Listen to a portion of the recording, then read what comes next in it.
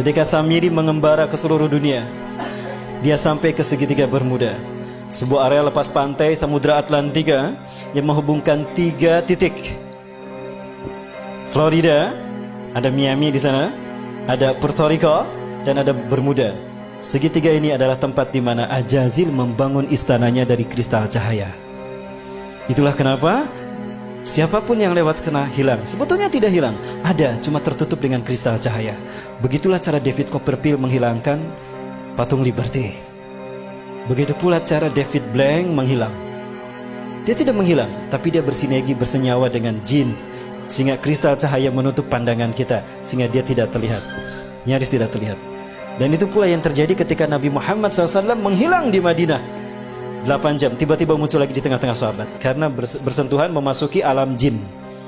Ketika kita masuk ke dimensi jin berada, maka kita tidak akan terlihat saat itu. Dan di sana berdiri singgasana iblis yang terbuat dari kristal cahaya.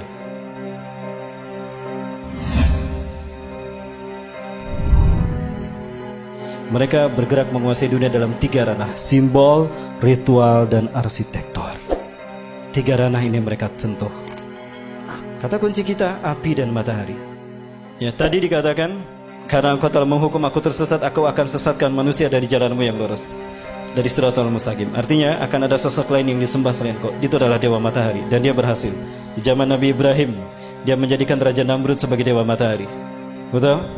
Lihat Nabi Ibrahim. Oh, ini bintang Tuhanku. Bintang menghilang. Oh, bukan. Oh, ini bulan besar. Ini Tuhanku. Oh, bulan. Bukan. Berarti bulan bukan Tuhan. Oh, ini matahari lebih besar, tapi matahari pun tenggelam. Oh, berarti bukan Tuhan. Itu apa maksudnya? Nabi Ibrahim untuk menunjukkan kalau bulan, bintang, dan matahari bukan Tuhan. Itu hanya benda langit, tanda kekuasaan Allah. Allah lah Tuhan kita. Artinya, konsep penyembahan kepada Tuhan sebagai Dewa Matahari sudah ada sejak zaman Nabi Ibrahim. Berhasil Ajazil. Persia, Iran, ya, kaum Zoroaster menyembah Dewa Matahari. Raja yang mereka sembah adalah Dewa Matahari, Ahura Mazda. Penyebar pemuka agama Zoroaster disebut Magi. Cara mereka mendakwahkan Zoroaster, Magi ini dengan cara sihir, magic. Ke dalam bahasa Arab menggunakan sin, jadi majusi. Maka ketika mereka merayakan hari besar mereka, mereka selalu menyalakan mercon. Maka ketika umat Islam merayakan pergantian tahun baru Masehi, saat itu mereka disesatkan 3 agama. Ingat, tahun Masehi dibuat oleh seorang biarawan Katolik, Dionysius Exiguus. Dia adalah biarawan Katolik yang ditugaskan oleh Vatikan untuk membuat penanggalan Masehi yang titik tolaknya Natal. Maka dibuatkanlah penanggalan tahun Masehi yang diberi nama kemudian Anno Domini. Tahu apa arti Anno Domini? Tahun Anno Domini artinya tahun Tuhan kita. Kita Romawi. Siapa Tuhan Romawi? Yesus Kristus. Berarti tahun Anno Domini adalah tahun Yesus Kristus. Lalu dirayakan pergantian tahunnya oleh umat Islam. Apakah umat Islam tidak murtad? Satu, ketika umat Islam euforia merayakan pergantian tahun Masehi, saat itu mereka itiba kepada kaum Nasrani.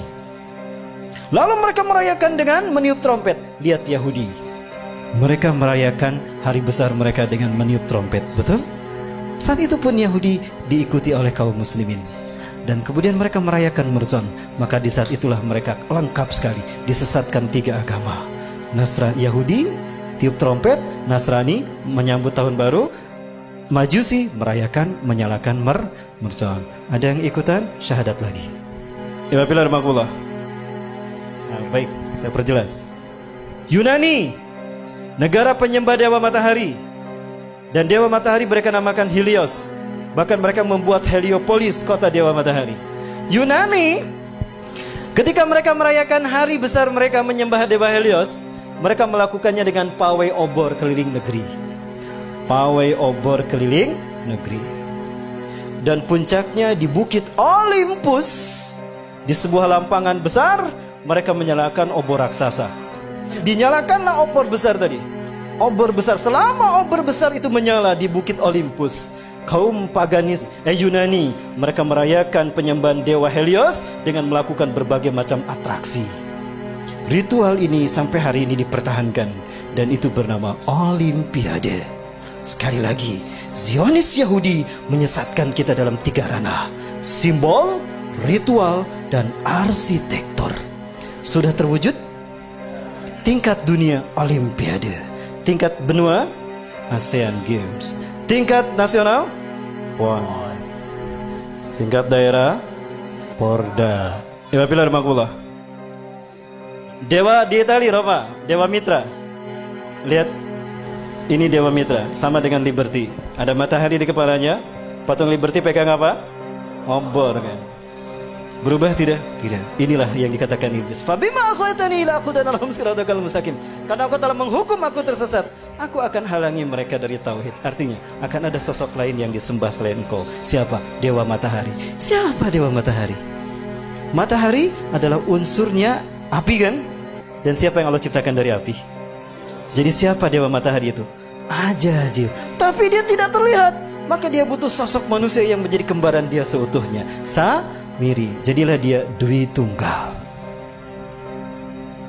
Siapapun yang mengangkat tangannya seperti, berarti dia komitmen kepada iblis dan Dajjal. Baik, di Amerika Latin, Amerika Selatan ada 3 suku bangsa menyembah Dewa Matahari. Suku Aztec di Meksiko menyembah Viracocha. Suku Inca menyembah Dewa Inti di Brazil. Suku Maya menyembah Dewa Kukulcan di Amerika Latin. Ya. Dan di Mesir ada Horus, Dewa Matahari. Dan Horus selalu digambarkan dengan kepala burung. Kenapa? Ketika Tuhan turun ke bumi selalu menggunakan burung. Dan burung adalah simbol singgasana tinggi. Maka siapapun yang menjadikan burung sebagai simbolnya, maka dia merdeka, akan merdeka abadi. Maka jadilah burung simbol kemerdekaan setiap. Kebetulan atau sesuatu yang sudah direncanakan? Apakah ini hanya begitu saja kebetulan? Bukankah iblis sudah berkata, aku akan sesatkan mereka dari jalanmu yang lurus, dari tauhid. Segitiga satu mata. Ingat? Segitiga digunakan iblis karena dia melihat ke bawah. Dia berada di langit ingin berkuasa di dunia. Ajazil menghadap ke bawah. Samiri pun sama, dia ingin berkuasa sebagaimana Tuhan di langit. Maka segitiganya menghadap ke atas. Keduanya bertemu di segitiga Bermuda. Pertemuan mereka simbolnya seperti apa? Ini simbol mereka. Betul? Dari sinilah filosofi pertemuan iblis dan Dajjal, yang kalau disimbolkan dengan tangan seperti ini. Dan ini angka 11. Dan kembar. Itulah WTC 911. Menggeser nama keberadaan Tuhan. Kecelakaan, kecelakaan. Call 911, call 911. Tuhannya hilang. Musibah, musibah. Call 911. 911 yang disebut Tuhannya hilang. Keberadaan Tuhan digeser. Yang pertama disebut manusia ketika akan terjadi musibah kecelakaan. 911. 9 tambah 11 berapa? 11. 9 tambah 1 10. 10 tambah 1 11. Itu simbol pertemuan iblis dan Dajjal yang mengaku maha tinggi. Dan itulah WTC. Dan WTC dihancurkan di titik balik pertama di milenium ketiga. Milenium ketiga itulah yang disebut dengan Y2K. Kepada dunia, dunia latah, bahkan negara Arab termasuk Indonesia, kami siap menyambut Y2K. Betul? Di tahun 2000 tuh, we are ready to visit Y2 km. Padahal Y2K syarat berbau muatan ideologis. Y2K bagi orang Kristen adalah singkatan dari Year of the Jesus Kingdom. Dan Y2K bagi Yahudi adalah Year of the Jewish Kingdom. Artinya 1000 tahun terakhir sebelum hari kiamat. Itu adalah tahun bagi berdirinya singgasana Tuhan di muka bumi. Cirinya apabila sapi berwarna merah sudah lahir. Sudah lahir belum? Berarti Tuhan yang mereka tunggu-tunggu akan tiba. Allahu Akbar. Sebentar lagi Dajjal sudah muncul. Ibabillah rahmatullah. Disinilah iblis dan Dajjal bertemu. Dan mereka membuat kesepakatan. Inilah kesepakatan yang mereka buat. 1. Kita hancurkan Islam dan kaum muslimin. Karena hanya Islam yang menghalangi kita.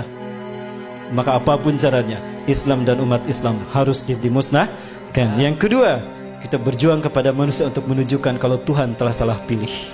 Tuhan telah berbuat salah. Begitu kan?